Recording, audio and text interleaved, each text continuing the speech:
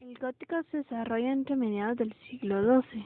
Supone importantes transformaciones, ya que se produce un aumento de producción agrícola gracias a los avances técnicos y a la extensión de las roturaciones. Las regiones que definimos o nombramos como Países Bajos recibían directa y tempranamente lo que era el arte gótico. Durante este periodo histórico de la Edad Media, todas estas zonas formaban una única unidad cultural a pesar de su diferencia de idioma o política. La generación de excedentes agrarios reactiva el comercio y el crecimiento de las ciudades.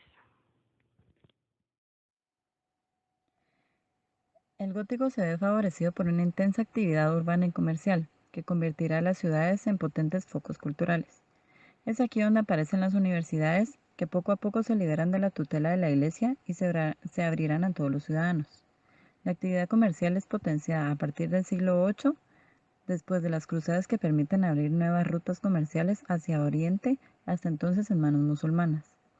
Se desarrolla un comercio creciente y una industria artesanal que se concentra en las ciudades. En ella se van configurando los gremios y los burgos. Aparece una burguesía urbana, una nueva clase triunfante que se desarrollará en un arte urbano de una sensibilidad más realista y más naturalista. El edificio más emblemático será la catedral. Con el desarrollo de las ciudades aparece una arquitectura civil. Los edificios más característicos serán los palacios urbanos y los edificios municipales como ayuntamientos y lonjas. Si el románico era agrario, feudal y monástico, el gótico se desarrolla en las ciudades. Muchas de ellas nuevas crecen sin parar, teniendo como génesis la isla de Francia, que incluye París y sus alrededores. El arte gótico se extendió por Europa occidental.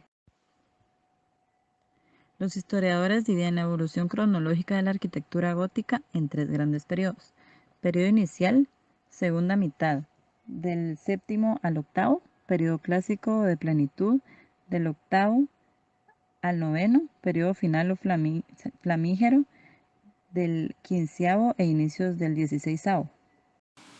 La gran prosperidad económica de los Países Bajos explica su arquitectura gótica. No solo se destaca por la arquitectura religiosa, sino también por la civil, la cual fue posible gracias a una rica burguesía. Lonjas, o palacios de la nueva aristocracia mercantil, tenían la función de depósito de mercancías, el comercio de las mismas y lugar de reuniones municipales. Las lonjas comúnmente se encontraban junto a los ayuntamientos. Se estructuraban en pisos superpuestos y en la planta baja se realizaban actividades comerciales o empresariales, por lo tanto tenía que ser espaciosa. Mientras que en los pisos superiores se hallaban viviendas y almacenes. También solían haber grandes salas y a veces una capilla y habitaciones auxiliares. Su planta es rectangular.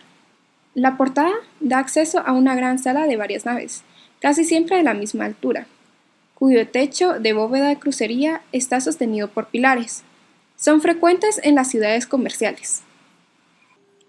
El ayuntamiento eran centros administrativos, en el que solían tener una planta baja abierta de forma rectangular. En el primer piso funcionaban las oficinas municipales y en los pisos superiores los aposentos de los regidores de la ciudad, es decir, los condes. Este tipo de infraestructura era vagamente similar a una catedral gótica. También cabe resaltar que a veces podría encontrarse una torre del reloj junto a él. Existe un componente ajeno al resto de Europa que definiría la arquitectura llevada a cabo en estos edificios, la llamada microarquitectura sacra de los orfres. Esto define en grandes edificios que simulan pequeños relicarios, donde se guardarían minúsculos tesoros. Esta arquitectura, por lo tanto, cuenta con elementos civiles de nueva invención, los cuales se fusionan con aquellos propios de los templos religiosos. Los ayuntamientos concebidos a modo de grandes relicarios pétreos y que solían ser situados en las zonas más visibles de las plazas principales de las ciudades. Existe un componente ajeno al resto de Europa que definiría la arquitectura llevada a cabo en estos edificios, la llamada microarquitectura sacra de los orfebres.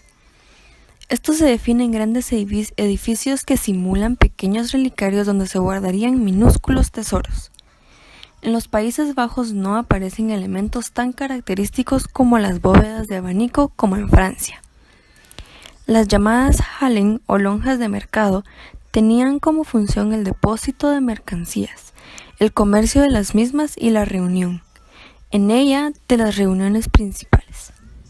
Junto a estas se encontraban los ayuntamientos a modo de centros administrativos y como elementos claros de propaganda, por lo que con frecuencia se disponían grandes torres anejas. Para la construcción de estos edificios se utilizó la piedra de diversas canteras de las regiones que disponían de ellas. Sin embargo, en las regiones costeras se desarrolló una escuela constructiva muy destacable en torno al ladrillo.